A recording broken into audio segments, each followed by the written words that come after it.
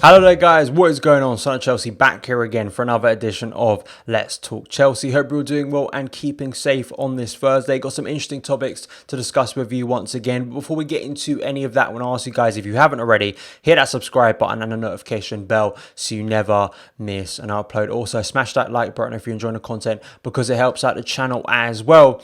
Before I do get into the topics of today's video, I think I have to, address, once again, last night's defeat. My rational perspective, my review of that game is on the channel now, so please go and check it out. I'll probably leave a link in the description box below so you can go and watch that for sort of full analysis on the game. But I think Chelsea need a massive response. They do. I'll touch on this in my team selector tomorrow, my predicted 11, when I really fully preview the game. But I think at the moment it's with the state of the Premier League and the way games are going in terms of how rapid they are every couple of days, I think you could look at it with the fact that Chelsea don't have long to wait now to get back on the pitch to rectify last night's result, which is a positive. But on the other end, Frank Lampard doesn't have the time on the training pitch to rectify some of those errors. He doesn't have a lot of time to prepare his players tactically, and that is a concern going game to game.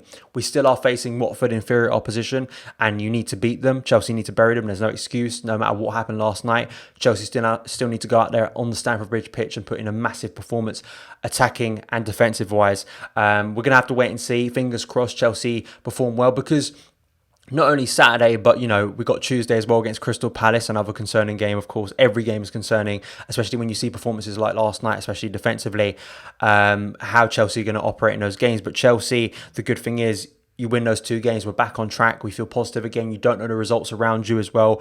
It's just going to be a massive game on Saturday, and Chelsea need to perform well. It's pretty simple. There's no excuses, and there's no room for error basically now, considering, of course, losing ground last night, and of course, Man United getting closer to us in the race for Champions League qualification.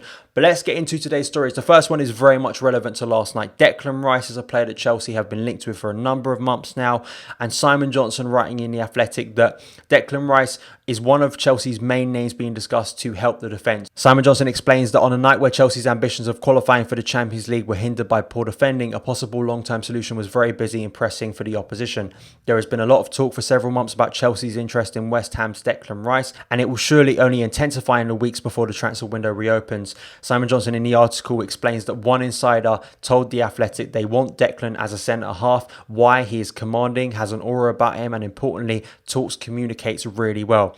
He can play at the back really well because he's played there all his life. He's a good passer of the ball too. It's only in the last few years he has played in midfield. He's young and English too, so you can see how he would fit in with what Chelsea are building there. A young squad that can play together for years to come. In the article as well, Simon Johnson refers to Chelsea's set-piece defending. Chelsea have faced 110 corners in the Premier League this season, and 9 goals have been scored from them. Simply not good enough. I probably thought it was going to be worse considering the way I feel about Chelsea's set-piece defending, but it's still a worrying stat. In the case of Declan Rice, I remember speaking about him on the channel in reference to central midfield, which is where he plays for West Ham and has really impressed, and impressed again last night. Was a key part of them winning that game last night and looking so defensively solid and resolute in the middle of the park. And he's so impressive on the ball as well. I think it's interesting to me, him potentially playing as a centre-back. Chelsea need to find an option. And interesting that insider, whoever it is, speaking about his communication, that aura at the back, which Chelsea just simply don't have currently. We don't have a player back there that really dominates and commands that area of the pitch. It's just no matter who you pick in that area at the moment, I think there's a sense that whenever a ball goes into the box, there's no one there to command, to really lead. And Declan Rice, even though he's still a young player, could be that player in the future for Chelsea. I think you're also tying that with his ability on the ball. Chelsea do have players at the back who are good with the ball at their feet. Antonio Rudiger for a period of the game last night was really good at getting balls forward, but of course it's the other end of the game that costs Chelsea. Andreas Christensen, similar scenario really, and I think that's why it's good to have him in the team at points, but he lost concentration and lost Antonio in the second half, and physicality wise, I think he can be bullied at times as well. So it's really that concern, that Chelsea need sort of the best of both worlds of a defender. I think for me, key is dominating that area, being certain, being physical, being able to head the ball away and actually being in the right place and marking men properly at a set piece, but also progressively having a player that can be comfortable in possession, playing out from the back, finding midfield players. In games where Chelsea dominate possession, can Declan Rice find the passes into attackers like potentially Timo, Werner and Hakim Ziyech next season?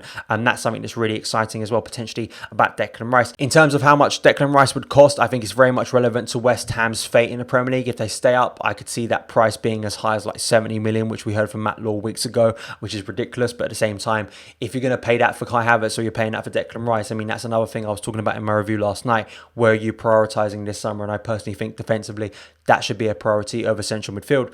But if they do get relegated, considering the negative impact financially of a team going down to the Championship in regular circumstances, but the current COVID pandemic and what that is doing to clubs financially, that could benefit Chelsea in potentially getting Declan Rice for a lower fee. I'm interested to see where this goes. I think Frank Lampard is clearly impressed by Declan Rice. He spoke glowingly of him before the game, of course, still trying to remain coy in terms of speaking about Chelsea's actual interest in him. But I think Rice, in comparison to the defenders I talked about last week, may be a more realistic option, and maybe an option that on the face of it may not seem the most obvious, but may turn out to be a stroke of genius by Chelsea to bring in a player who's already accustomed to the Premier League and could very easily slot into that centre-back role. Next, I want to talk about Hakim Ziyech and Timo Werner, who are now officially Chelsea players as of yesterday. Going to have to wait till the start of next season to see them finally make their debuts, but of course now they are officially Chelsea players, so it's just about waiting now.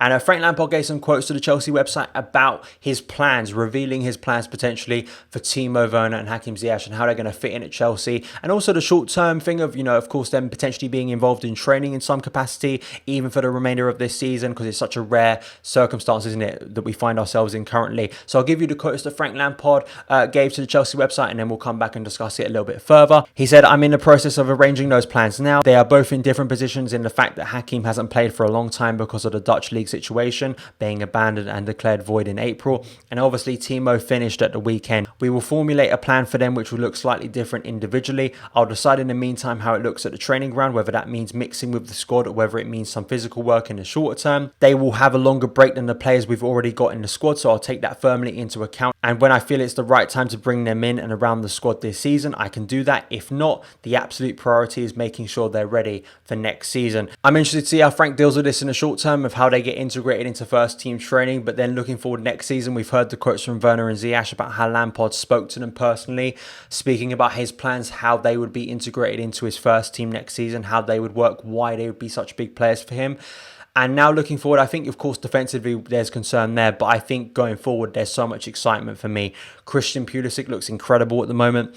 And I'm really excited to see how Christian Pulisic, if his form continues, how he'd work maybe alongside Timo Werner. Imagine a front three of Pulisic, Timo Werner and Hakim Ziyech. And of course, there is excitement about what Frank can potentially deploy next season. 4-2-3-1, 4-3-3. Timo Werner potentially playing on the left of a front three. But if Pulisic continues his form, I can't see that being a reality. And if Tammy continues to struggle, I think that Timo Werner would very much be competing for that central position in the front three, and Ziyech potentially playing on the right of that. Of course, we know Ziyech could potentially play maybe as a number 10 in a 4-2-3-1, but I just feel maybe at the right of that attack, especially if Willian moves on. Please let me know your opinions. I'm interested to hear your thoughts. Where do you think Werner and Ziyech will play next season? What would be your starting 11, or at least starting attack next year? I'm really interested to hear those thoughts as well. Leave them down in the comments below. But those are my feelings on Werner and Ziyech and Lampard's plans for them next season. So that is it for this episode of Let's Talk Chelsea. Thank you guys so much for taking the time to watch it. If you did enjoy it, hit that subscribe button and the notification bell so you never